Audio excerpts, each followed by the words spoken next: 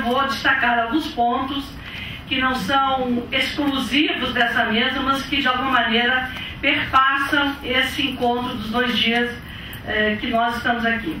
A primeira sensação que eu tive, que eu tenho, que eu conheço, obviamente, é que o sistema de comunicação no Brasil, com todas as suas complexidades e com todas as suas ramificações, passando pela telefonia, pelas teles, enfim, por tudo isso, ele ainda se constitui no que a gente poderia chamar, metaforicamente, numa sesmaria.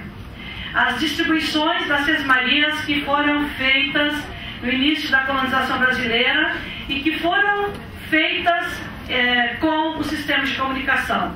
Essas sesmarias, elas respondem, evidentemente, que aos poderosos e às elites, né? E que grande parte desses poderosos estão, infelizmente, no Congresso Nacional.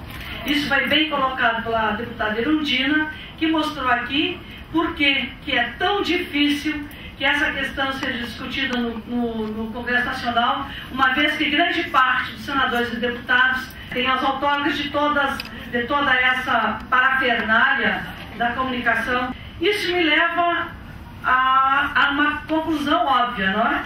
Que é, se há isso, evidentemente, é que historicamente se constituiu um vácuo, não é? Uma ausência. E essa ausência, ela se caracteriza por uma ausência de gestão dessa questão.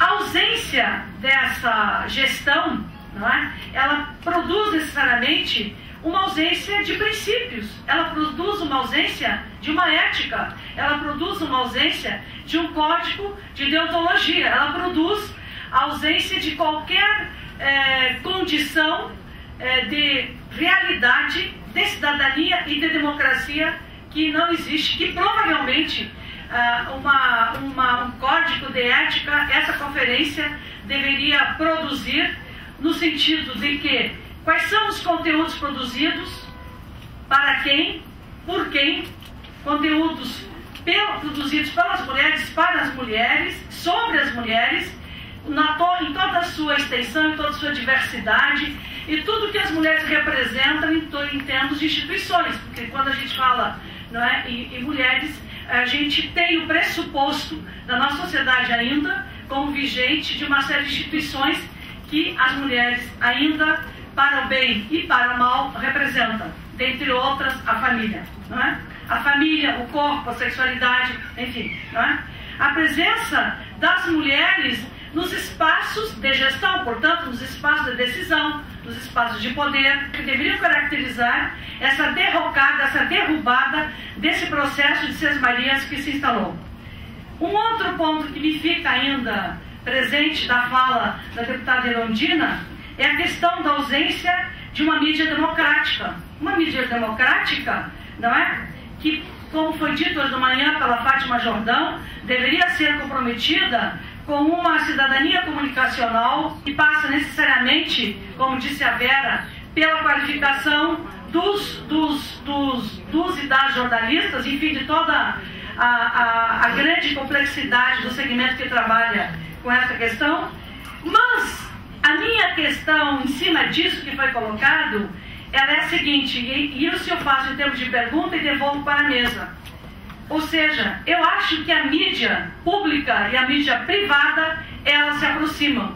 E muitas vezes elas se confundem. E vou dar um exemplo. Esses episódios que recentemente ocorreram em relação ao governador de Mato Grosso do Sul, ele expressa publicamente aquela agressão homofóbica, aquele ódio homofóbico em relação ao ministro Mink, não é? Chamando-o de homossexual e dizendo que ele é um estupraria em praça pública, em relação ao governador do estado do Paraná, que coloca a questão do câncer da mama e que insinua a questão dos gays, da homossexualidade. E hoje, não é, eu já conheci a notícia, eu já tinha lido uma semana atrás, que eu vi no site dele, que denunciou a agressão do governador Aécio Neves. Então, a minha questão é a seguinte: a mídia pública e a mídia privada, nesses episódios, elas não atacam os políticos, elas se aproximam. Por quê? Porque aonde que está o interesse que suporta, qual é a matriz que suporta isso? Por quê? Primeiro que os políticos, você sabe, são os poderosos, obviamente, não é? Segundo, que os políticos detêm as decisões do Congresso Nacional. Terceiro, quando o político se acha no direito de expressar o seu preconceito, a sua homofobia e de agredir uma mulher publicamente, ele sabe, ele tem clareza, ele tem certeza que ele não terá, que ele terá a complacência da mídia, seja ela de onde ela vier, mesmo porque as mídias deram a notícia, mas nenhuma fez uma análise que assim se importasse. Então eu acho que isso caracteriza, não é, a questão do sexismo. O sexismo, lamentavelmente, ele não é um privilégio só dos políticos, ele é visível nos políticos, mas o sexismo como uma prática e como um resultado da permanência de significados do patriarcado, ele está presente nos espaços formais, nos espaços informais, ele está constituído, não é?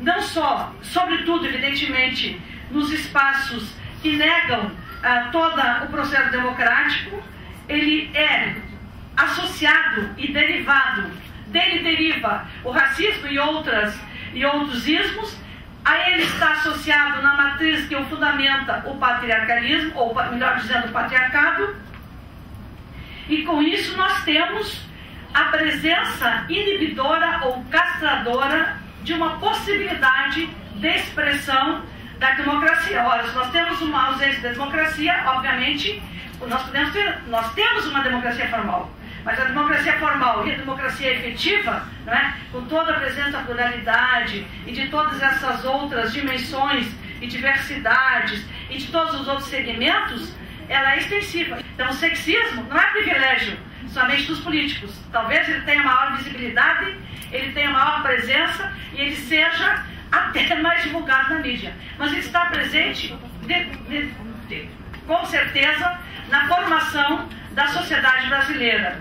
Então, isso me remete a uma outra questão, que foi aqui colocada, não é? E que eu diria, quais são as políticas do corpo, ou sobre o corpo, ou sobre este território, que é o corpo feminino, né? Que é o corpo feminino, que é o corpo feminino negro, que é o corpo feminino lésbico, que é o corpo feminino que não atende às demandas ou às representações do que é considerado heteronormativo. Então eu vou concluir dizendo o seguinte, que é um outro aspecto que me pareceu extremamente importante aqui colocado, não é? Que é a questão da laicidade nos meios de comunicação. A laicidade, ela é sustentada pela democracia, ela é sustentada por todos os princípios em que uma sociedade livre possa se manifestar em todos os lugares, em todas as situações, etc. Não é? Mas no caso da ausência da laicidade e da expansão, se vocês olharem a televisão a partir da meia-noite, vocês têm uma dezena de canais que transmitem cultos religiosos, passando por todas as religiões. A negação da laicidade associa-se a tudo isso que nós já vimos, ao sexismo, ao poder exacerbado, não é? A essa equação linear, que é exatamente a exclusão da tecnologia. Ela exclui mais tecnologia, menos acesso aos movimentos sociais, menos acesso, é o caso da TV digital e da TV analógica, que arbitrariamente, por um ato, foi colocado que ela vai durar 10 anos e acabou. Então nós temos aqui o grande paradoxo, e termino com isso, né? Que é exatamente tudo que a modernidade nos traz de novo, não é? A modernidade nos coloca no mesmo minuto em contato com o outro lado do mundo, nos coloca numa pluridiversidade de contatos, nos coloca em que a base de tudo isso é comunicação, mas ao mesmo tempo que ela aparentemente se constrói como profundamente democrática, né? E como se nós tivéssemos acesso, nós fôssemos cidadãs e cidadãos dessa democracia e nessa modernidade, nós somos ao mesmo tempo tolhidos por todas as pequenas exclusões, essas micro exclusões às quais nós estamos e muitas vezes das quais nós nos damos conta que nós vencemos cotidianamente. Obrigada.